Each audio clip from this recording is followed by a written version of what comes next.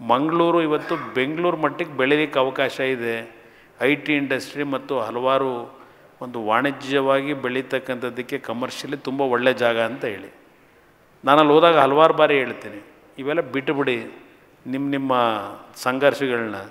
ನಿಮ್ಮ ಡೆವಲಪ್ಮೆಂಟ್ ಮಾಡ್ಕೊಳ್ಳಿಕ್ಕೆ ನೀವು ಪ್ರತಿಯೊಬ್ಬರು ಉದ್ಧಾರ ಆಗಲಿಕ್ಕೆ ಇದಕ್ಕೆ ನೀವು ಹೋರಾಟ ಮಾಡಿ ಅಂತೇಳಿ ನಾನು ಹೋದಾಗಲೆಲ್ಲ ಹೇಳ್ತೀನಿ. ಅಲ್ಲಿ ಮಂಗಳೂರಿಗೆ ಹೋದಾಗ ಇದೆಲ್ಲ ಬಿಡಿ ಅಂತ. ಸದ್ಯ ಅಲ್ಲೂ ಕರಾವಳಿ ಪ್ರದೇಶದಲ್ಲೂ ಯಾವುದೂ ಗಲಾಟೆಗಳಿಲ್ಲ ಈ ಸರ್ಕಾರದಲ್ಲಿ. ಒಂದು ಕುಡಿಯೋ ನೀರಿನ ಬಗ್ಗೆ ಹೇಳಿದ್ರಿ.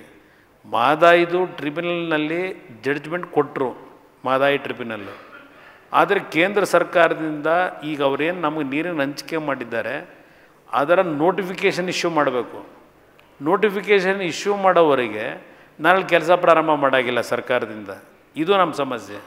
ನಾನು ಗಡ್ಕರಿಯವ್ರನ್ನ ಭೇಟಿ ಮಾಡಿದಾಗಲೂ ಮನವಿ ಮಾಡಿದ್ದೇನೆ, ಪ್ರಧಾನಮಂತ್ರಿಗಳನ್ನು ಭೇಟಿ ಮಾಡಿದಾಗಲೂ ತಕ್ಷಣ ಆಯಿತು ನಮಗೇನು ನೀರು ಕೊಟ್ಟಿದ್ದಾರೆ ಇನ್ನುಳಿದ್ದು ನಾವು ಕೋರ್ಟಲ್ಲಿ ಹೋರಾಟ ಮಾಡೋದು ಬೇರೆ, ಟ್ರಿಬ್ಯುನಲಲ್ಲಿ ಕೊಟ್ಟಿರ್ತಕ್ಕಂಥ ಏನಾದರೂ ಬಳಕೆ ಮಾಡ್ಕೊಳ್ಳಿಕ್ಕೆ ನಮಗೆ ನೋಟಿಫಿಕೇಷನ್ ಇಶ್ಯೂ ಮಾಡಿ ಅಂತ ಮನವಿ ಮಾಡಿದ್ದೀನಿ. ಅದು ಆ ಮನವಿ ಅವ್ರು ಪುರಸ್ಕಾರ ಮಾಡಿ ನೋಟಿಫಿಕೇಷನ್ ಇಶ್ಯೂ ಆದರೆ ಕೆಲಸ ಪ್ರಾರಂಭ ಮಾಡ್ಬೋದು.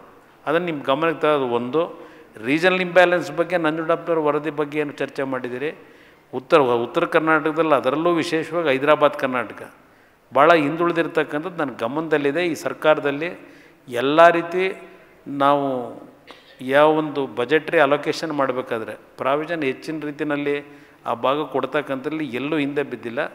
ಆ ಒಂದು ನಂಜುಂಡಪ್ಪ ವರದಿಯ ಒಂದು ತೀರ್ಮಾನಗಳೇನಿದೆ ಅದನ್ನು ಸರಿಪಡಿಸಲಿಕ್ಕೆ ಪ್ರಾಮಾಣಿಕ ಪ್ರಯತ್ನ ಪಡ್ತೀವಿ.